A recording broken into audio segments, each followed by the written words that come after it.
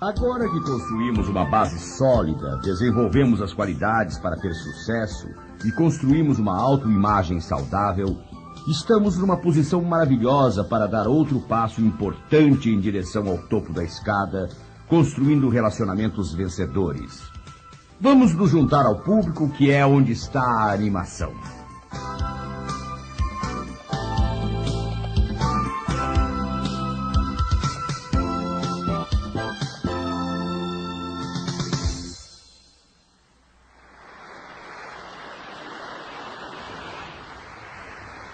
Se vocês quiserem construir um negócio, basicamente vocês têm que ter uma missão.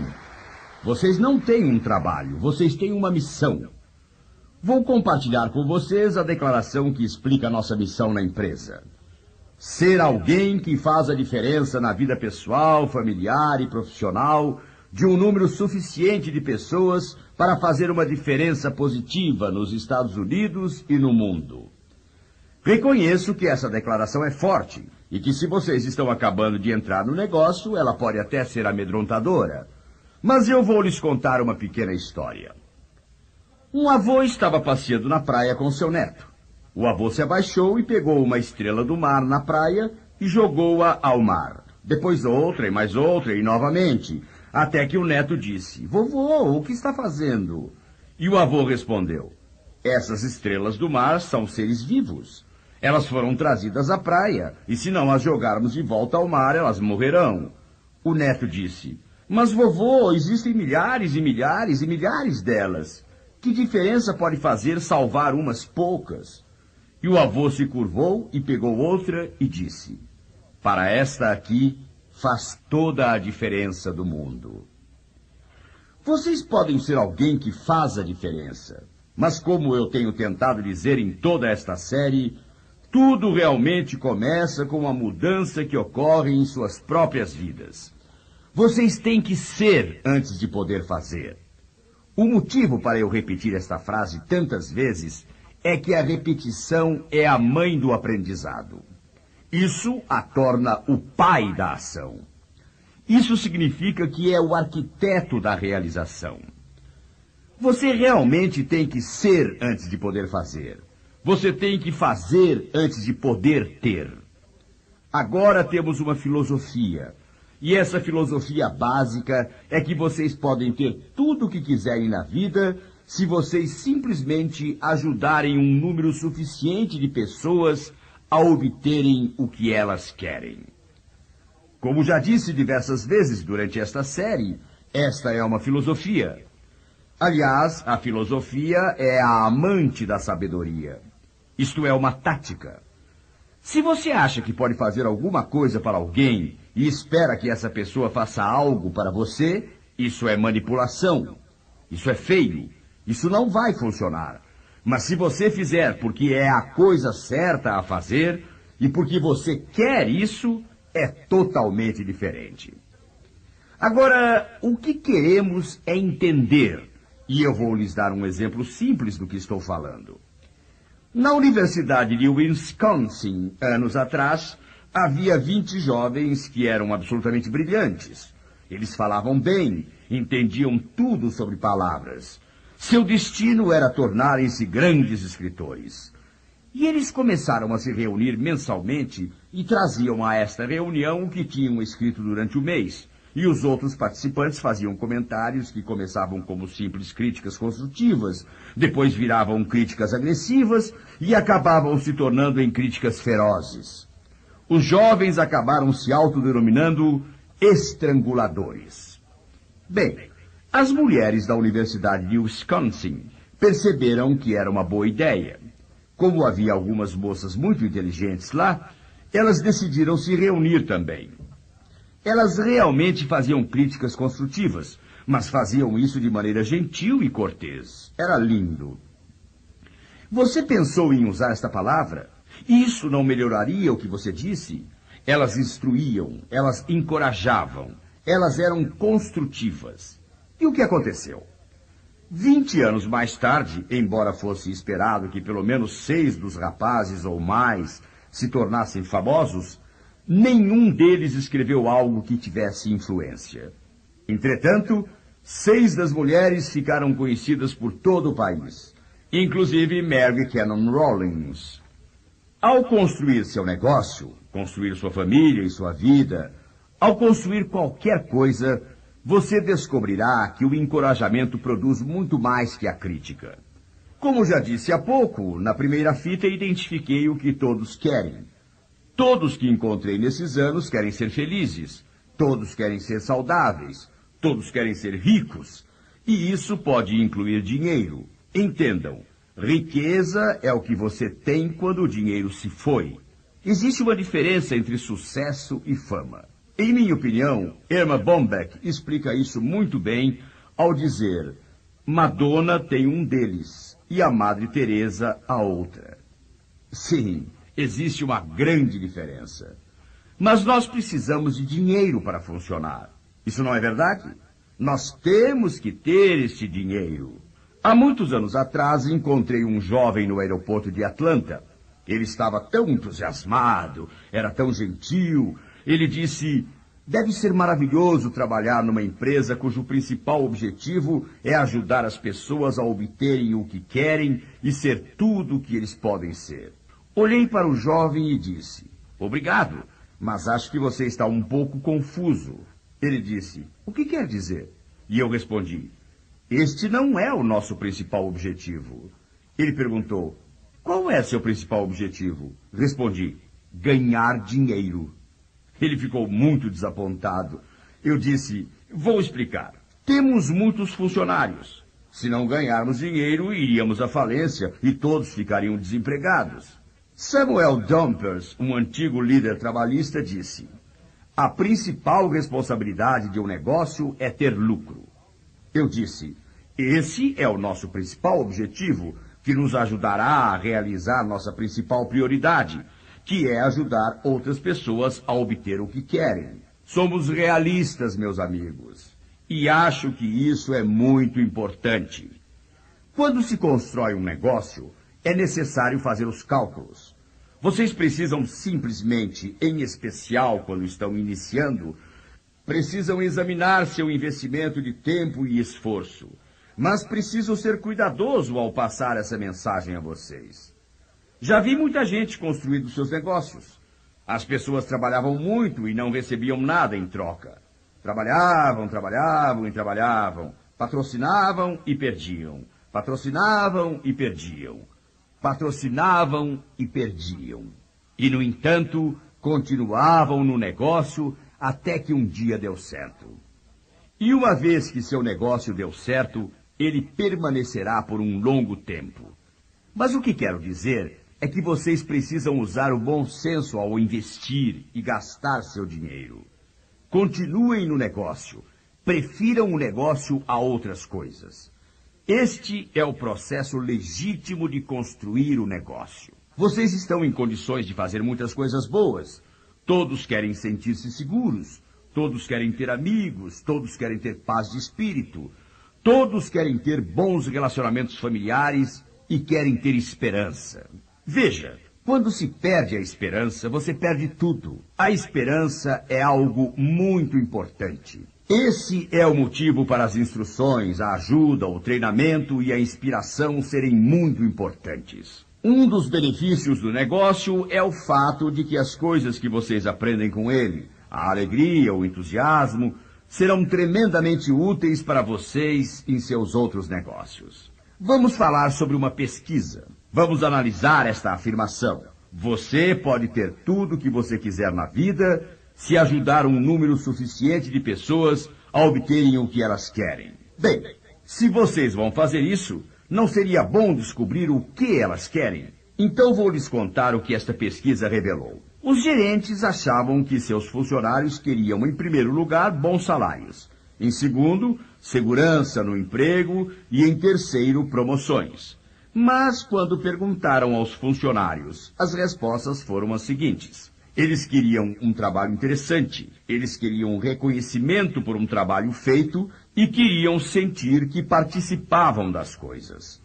Em outras palavras, o funcionário queria dizer: faça-me sentir importante. E vocês devem fazer a pessoa se sentir importante. ajudá-la a obter o que quer e então descobrir o que vocês querem. Um fenômeno interessante. Fiquei com vergonha pelo meu país e pelo meu presidente quando ele levou sua comitiva ao Japão com o chapéu na mão, dizendo: por favor, sejam gentis conosco. Vou lhes dizer por que isso me incomoda. O Japão tem a metade do tamanho do Texas. 2/3 do território são terras improdutivas. Não existem recursos naturais. Não há petróleo, não há ferro, não há carvão. E, no entanto, o Japão é a principal instituição financeira do mundo, a nação de mais crédito da Terra. E lá vamos nós dizendo: sejam gentis conosco. Gosto muito dessa observação. John McVick, que é treinador na Universidade do Texas, disse: eu me preocupo com a defesa quando temos a posse da bola. Eu me preocupo com como essa defesa é. Mas ele disse: estou essencialmente interessado em meu ataque. Ele disse: se eu escolhi os atletas certos, se trabalhei direito como técnico, se planejei direito as jogadas, se inspirei-os a fazer o melhor. Ele disse: vamos conseguir nossos pontos. Em outras palavras, o que ele está dizendo é: eu aceito a responsabilidade. Eu me incomodo com os obstáculos. Eu aceito a responsabilidade de fazer algo contra esses obstáculos. Agora vou lhes falar sobre alguns dados interessantes. Sei que existe desequilíbrio, sei sobre tarifas, sei que existem barreiras comerciais que foram erguidas, sei que não precisaram gastar o dinheiro na defesa, mas eu ainda digo que temos que aceitar a responsabilidade. Vou lhes dar um exemplo. Vocês sabiam que desde 1974 a exportação de automóveis para o Japão caiu 2%, mas a exportação de automóveis alemães para o Japão cresceu mais de 700%? Obviamente, alguém está conseguindo colocar seus automóveis no Japão. Por que eles e não nós? Bem, vou lhes contar o que os espertos alemães fizeram. Eles mandaram uma comitiva ao Japão. Eles examinaram tudo e voltaram para casa trazendo um relatório. Eles disseram: vocês não vão acreditar no que vimos. Aqueles japoneses dirigem carros menores e colocam a direção no lado direito do automóvel. Talvez se fizéssemos carros menores e colocássemos a direção do lado direito, os japoneses comprariam nossos carros. Os alemães fizeram isso e os japoneses compraram. Onde quero chegar? Quantos automóveis japoneses haveria nas estradas americanas se eles insistissem em colocar a direção do lado direito do carro? Tudo isso foi para dizer que vocês devem descobrir o que a outra pessoa quer e então trabalhar para ajudar essa pessoa a obter o que ela quer. E os resultados serão bons. Vamos fazer um resumo. Lembrem-se, em sua vida particular, os empregadores, os funcionários, todos querem a mesma coisa. Todos querem ser felizes, saudáveis, ricos e querem se sentir seguros e ter amigos, paz de espírito, bons relacionamentos familiares e eles querem ter esperança.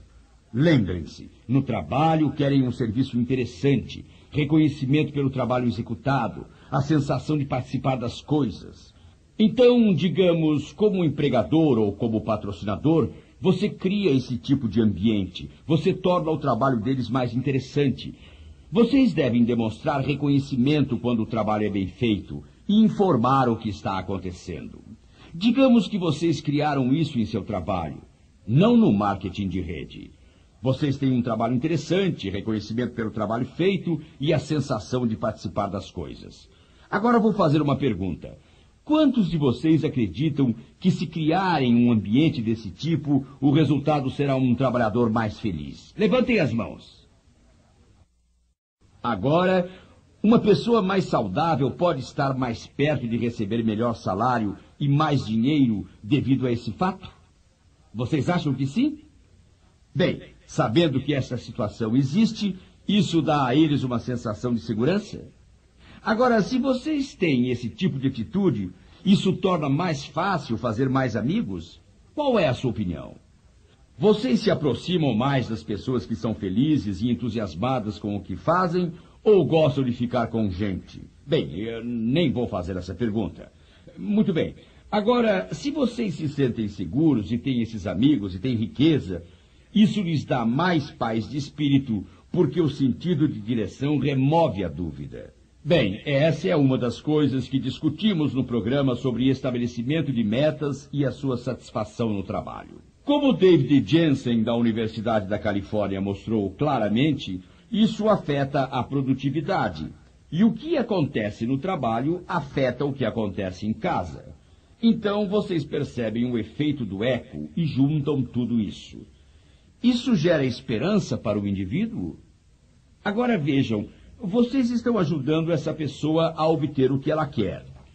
E quanto a vocês? Vocês são os chefes, os proprietários, os empregadores. Vocês são os patrocinadores. Vocês acreditam que, sob essas circunstâncias, a produtividade dos trabalhadores vai aumentar? Quantos de vocês acreditam que ela vai aumentar? Muito bem. Vocês acreditam que a qualidade do que eles fazem vai aumentar se vocês desenvolverem neles aquele orgulho de participar das coisas? E aí a empresa se torna nossa empresa, e não mais a empresa. Isso faz sentido? Muito bem. Então isso significa que a qualidade vai mesmo aumentar. A tendência do trabalhador seria de ser leal a uma organização desse tipo? O que vocês acham? E o que vocês acham que aconteceria com o lucro do chefe? Deve aumentar, não é? Isso faz sentido? Vejam, é realmente verdade que você pode ter tudo o que quiser na vida se você ajudar um número suficiente de pessoas a obterem o que elas querem. Agora escutem isso. O fator mais importante para a sua felicidade é o relacionamento com os que vocês amam. Vocês podem ter tudo, quero dizer, muito dinheiro, prestígio, reconhecimento e tudo mais. Mas se não estiverem se dando bem com a pessoa a quem amam, pode ser companheiro, seus pais, seus filhos, seus irmãos e irmãs, se há um conflito, ele estará incomodando você. Portanto, para se dar bem com as pessoas, precisamos construir aqueles relacionamentos vencedores já mencionados. Há algo que podemos fazer. Mas antes quero contar um pouco mais sobre o que é ser um descobridor. Quando nos mudamos para Dallas, conheci um homem chamado Walter Halley. Ele tinha elaborado ou aperfeiçoado um método de vender seguro de vida para grandes atacadistas de alimentos. Quando um típico vendedor de seguros de vida, naquele tempo era sempre para toda a vida, um vendedor típico vendia 2 milhões de seguro de vida, estava ótimo. Ninguém havia ouvido falar em 5 milhões. E ele estava vendendo 20, 30 ou mesmo 40 milhões de dólares por ano com o seu programa. Era um programa tremendamente bem sucedido. Quando conheci o Walter, logo nossa amizade deu certo. Vocês sabem como isso às vezes é instantâneo. Bem, o Walter e eu ficamos muito amigos e ele me disse: "Venha, Zig, quero lhe mostrar uma coisa." E me levou a um desses atacadistas de alimentos. Eu não sabia que havia tanta comida no mundo. Milhares de metros quadrados de armazéns regionais, de onde despacham os alimentos para centenas e centenas de vendedores independentes. Enquanto andávamos pelo enorme armazém, encontramos a telefonista e o Walter me disse: "Com licença, Zig." Ele foi até a moça e disse: "Sabe, eu só quero dizer que você fez um trabalho excelente. Todas as vezes que telefono, sinto como se você estivesse aqui, sentadinha, esperando minha ligação. Você me faz sentir muito bem." A telefonista respondeu: "Ah, obrigado, Sr. Halley, tento fazer o melhor." Ele disse: "Bem, você está fazendo o seu trabalho muito bem." Continuamos pelo corredor e ele disse: "Com licença, Zig." Entrou numa sala e se apresentou a um homem e disse: "Ainda não o conheço, embora você esteja trabalhando aqui há mais de um mês. Estive observando os seus relatórios e o seu trabalho é extraordinário. É realmente um prazer ter você aqui." O homem respondeu: "Obrigado, Sr. Halley, faço o melhor que posso." Halley disse: "E você está realmente fazendo bem." Subimos as escadas e passamos pela secretaria antes de entrar no escritório de Walter. Ele disse: "Ziggy, eu quero que você conheça a melhor secretária que existe." Ele disse: "Minha esposa acha que se eu precisasse, você conseguiria me trazer à lua a qualquer momento. Mas ela é tão bonita, espero que a deixe onde está." A moça sorriu dizendo: "Obrigada, Sr. Halley. Sabe, gosto muito do meu trabalho e sua esposa foi realmente gentil ao dizer isso sobre mim." Continuamos andando e um de seus vendedores estava esperando por ele. Quando chegamos, o homem se levantou. Walter disse: "Zig, quero que você conheça o melhor vendedor de seguros de vida que já vi." O homem respondeu: "Walter, você está sempre dizendo coisas desse tipo e eu gosto muito disso. Continue. Não pare de dizer isso nunca." Bem, todo esse passeio não levou mais de 5 minutos, incluindo subir de elevador e andar pelo depósito. Vou fazer uma pergunta a vocês. Que tipo de dia, na opinião de vocês, essas 4 pessoas tiveram? Um dia fabuloso, não é? Ele estava construindo pessoas. Existe algo que é essencial. Ele era muito sincero ao dizer essas coisas. Lembrem-se, bajulação é algo que você não faz quando a pessoa não está presente. Walter não só disse isso na frente deles, mas confirmou mais tarde. Sim, você se torna descobridor, e então as coisas realmente acontecem. Quando nossa terceira filha nasceu, sabíamos que teríamos problemas com a do meio, porque todos nos avisaram sobre isso. Nossos amigos e familiares disseram: agora vocês têm que ter cuidado. O filho do meio sempre tem problemas. Eles não têm a segurança do mais velho, eles não recebem o carinho e a atenção do menor. Os problemas começaram e estávamos prontos para eles. Tudo começou quando a trouxemos do hospital. Os vizinhos, amigos e parentes vieram todos fazer uma visita. Ela estava no berço e todos fizeram fila para admirá-la. Cuti, cuti, cuti, cuti, como ele é bonitinho, olha que coisinha linda. E notamos que sempre diziam: olha só como ela consegue levantar a cabeça. Sabem, a cabeça podia estar balançando como uma folha ao vento. Mas eles diziam: que lindo, ela sabe segurar a cabecinha. Bem, é realmente seguro dizer isso. Diziam coisas maravilhosas. E ainda elogiavam nossa filha mais velha. Diziam: que menina grande você é. Com certeza vai ajudar muito a mamãe, não é? Ela pegava a bola de pano que estava jogada no meio da sala. E isso era tudo. Nós sabíamos que nossa filha do meio nos traria problemas. E não ficamos desapontados. Ela virou uma chorona, chata, reclamona. Voltou a ter comportamentos infantis, todas essas coisas boas. E esse velho pai cuidou disso de maneira brilhante, muito brilhante. Acho que disse umas 4.000 vezes: por que Cindy tem que chorar o tempo todo?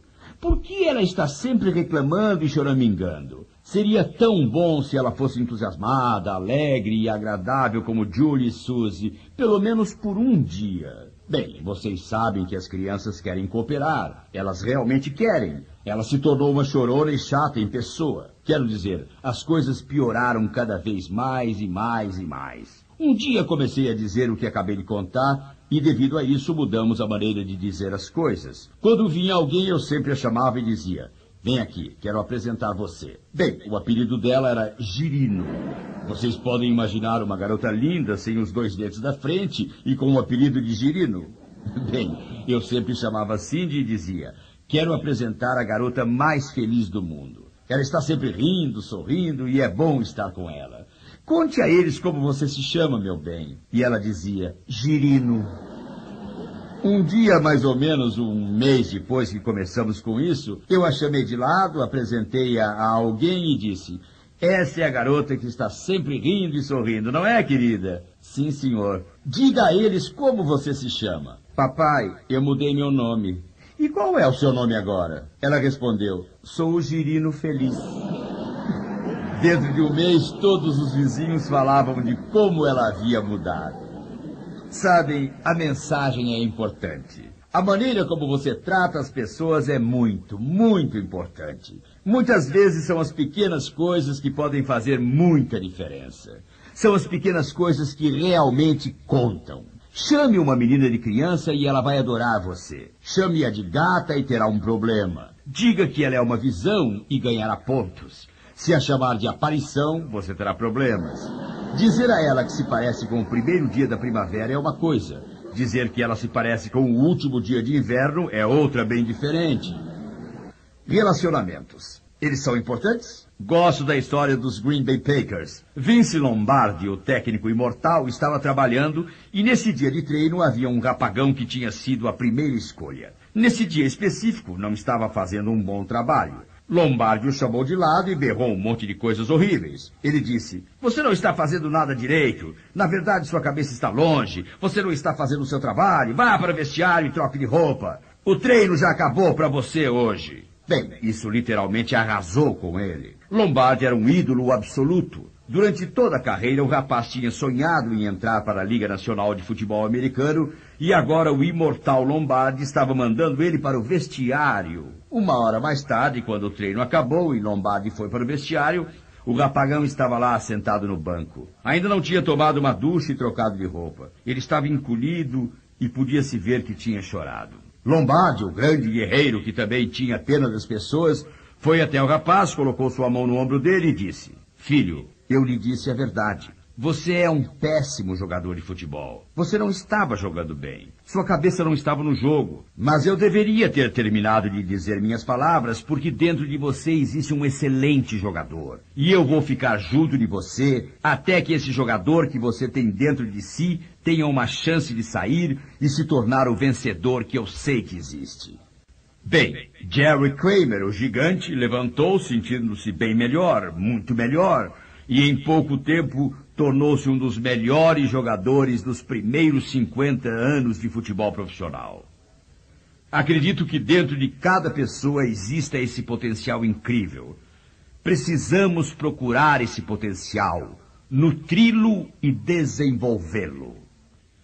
Adoro a história de Andrew Carnegie, o primeiro grande industrial. Ele tinha 43 milionários trabalhando para ele. Isso faz mais de 100 anos. 100 anos atrás, um milionário tinha dinheiro. Quero dizer, eles tinham montes e montes de dinheiro. Um repórter fez a seguinte pergunta: "Sr. Carnegie, e como o senhor contratou 43 milionários?" E ele respondeu: "Nenhum deles era milionário quando os contratei."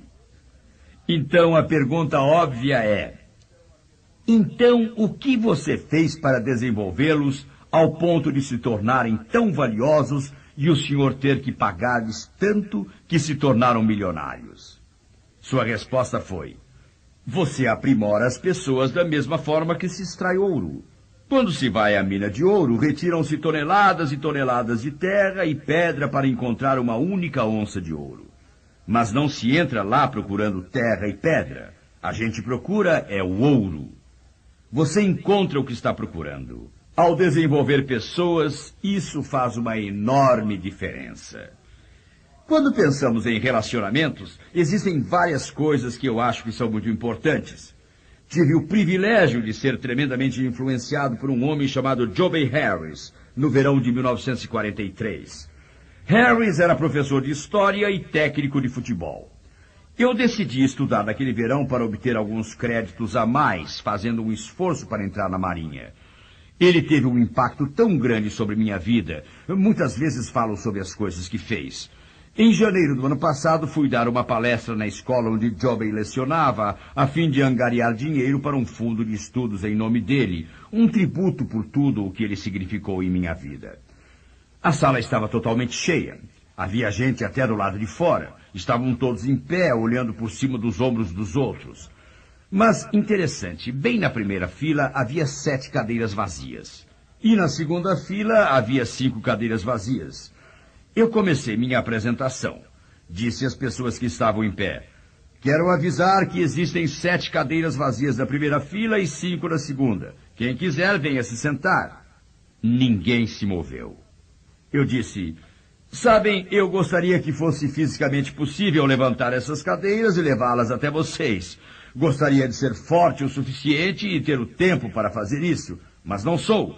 Quero somente lhes dizer que essas cadeiras estão disponíveis. Também quero lhes dizer que essa também é uma lição de vida. Existem cadeiras vazias na frente e existe muito espaço no topo, mas essas cadeiras permanecerão vazias e não serão levadas até vocês.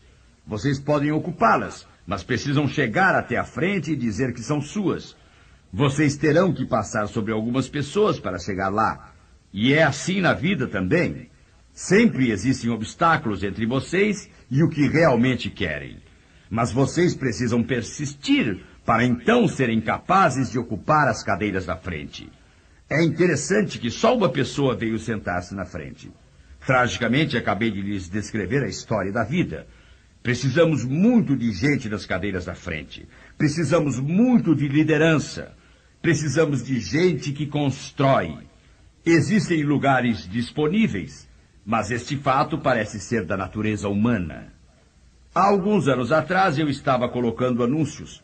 Eu estava construindo uma organização e havia colocado um anúncio no Texas procurando alguém interessado em ganhar $25 mil por ano ou mais. Recebi milhares de respostas. Coloquei o mesmo anúncio no jornal de Denver, procurando gente interessada em ganhar $75 mil por ano ou mais. Só recebi 2 respostas. Nós nos impomos metas pequenas. Se ponderarmos, o primeiro anúncio era mais realista.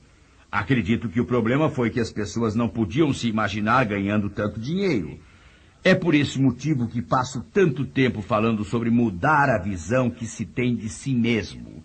Construir uma autoimagem para poder se ver nessa situação. Nesta fita, em particular, vou encerrar contando a vocês 2 histórias que, em minha opinião, resumem muito o que quero dizer. A primeira história tem a ver com minha própria infância no Mississippi. Meu pai faleceu quando eu tinha 5 anos de idade. Minha mãe foi uma mulher realmente extraordinária. Ela nos criou com muito trabalho e muitas outras coisas. Mais tarde vou falar muito sobre isso. Há uns 5 anos atrás, nós voltamos ao Mississippi para uma reunião da família. Para se chegar à casa da minha mãe, toma-se um avião até Jackson. Depois você tem que alugar um carro para ir lá. Entramos numa mercearia para comprar o que queríamos levar para a reunião. Os outros membros da família moram mais perto. Em geral, eles cozinham, preparam e trazem suas coisas. Nessa mercearia, pegamos um peru defumado, um presunto e muitas latas de refrigerante. Chegamos ao caixa e aí a ruiva resolveu pegar seu talão de cheque e pagar. Perguntou qual era a quantia. Preencheu o cheque e entregou para a moça do caixa. Então, automaticamente, ela quis pegar um documento e alguns cartões de crédito. Ela pegou isso tudo e entregou para a senhora, dizendo, imagino que a senhora quer examinar isto aqui. A moça do caixa nem olhou para os documentos. Só examinou o nome no cheque e disse, não, nesta cidade a única identificação que precisamos é este nome, Ziegler. Sabendo que me mudei de lá em 1944, ela não estava falando de mim. Ela estava falando da minha mãe, de meus irmãos e irmãs mais velhos, que construíram lá uma reputação. Ainda estão lá. Uma irmã e uma cunhada mais velhas. Elas têm uma reputação tão boa que só é necessário o nome. Essa é a identificação. Nesse dia, eu me fiz uma nova promessa de que talvez não deixe muitas coisas para meus filhos, mas eu lhes deixei um nome tal que, quando entrarem em alguma loja e alguém os vir, será suficiente. E o lojista poderá dizer, não, o nome é a única referência de que precisamos. O que vocês irão deixar? A coisa maravilhosa do marketing de rede é o fato de que poderão deixar muitos bens materiais. Mas, muito mais importante, vocês podem deixar um legado de ter compartilhado oportunidades. Isto faz muita diferença na vida de tantas pessoas. Acho que é o maior legado que vocês podem deixar. Vou terminar com a segunda história. Se ficarem comigo durante algum tempo, logo entenderão que uma das minhas paixões na vida é jogar golfe. Não conheço ninguém que goste mais de jogar golfe do que eu. Algumas pessoas, muitas pessoas jogam melhor, mas ninguém chega a ter febre quando chega a um campo de golfe como eu. Bem, como sabem, eu viajo muito, e anos atrás entendi que não era justo chegar em casa, dar um beijo na ruiva e no meu filho e imediatamente sair para jogar. Joguei muito enquanto minhas filhas cresceram. Meu filho tinha 8 anos, e eu sabia que não era justo chegar em casa, dar um beijo na ruiva e no menino, dizer até logo e sair para o campo de golfe. Mas eu adoro jogar, e então preparei um esquema. Tive uma ideia brilhante. Soa melhor, não é? Comprei tacos de golfe para minha esposa e para o meu filho. Todos acharam uma excelente ideia, menos a minha esposa e o meu filho. Bem, a ruiva me acompanhou umas 4 ou 5 vezes e eu entendi o recado quando ela disse, querido, está muito quente para eu jogar golfe. Ou então, está isso ou aquilo, ou muito frio, ou muito úmido, ou muito seco, ou muito vento. Eu não gosto de golfe. E ela disse, não se incomode comigo, vão jogar você e o Tom. Você adora o jogo e você precisa passar mais tempo com ele. Isso é muito bom. Bem, no final do verão, meu filho disse, pai, nem sei como lhe dizer isso. Eu sei quanto o senhor gosta de jogar golfe, de estar comigo e tudo isso.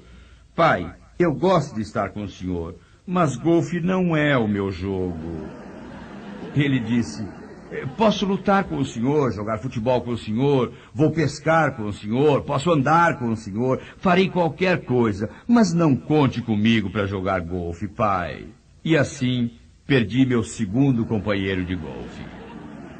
Nos 2 anos seguintes não havia muito golfe em minha vida. Então, uma noite eu estava no North Central Expressway. Nós tínhamos saído para jantar e estávamos passando por lá. Passamos pelo Dulwich Driving Range e, ao passar, meu filho disse: pai, vamos jogar um pouco de golfe? Meu filho é dos que falam pouco. Então decidimos parar e jogar. Jogamos um pouco e ele disse: pai, me empresta um taco. E foi o que fiz. E ele fez uma excelente jogada. Quando me virei e olhei para ele, aquele sorriso no rosto dele me disse com clareza: Ziegler, você agora encontrou um companheiro para jogar golfe. Esse foi o segundo sorriso mais lindo que vi no rosto dele. O mais lindo de todos aconteceu 2 dias mais tarde.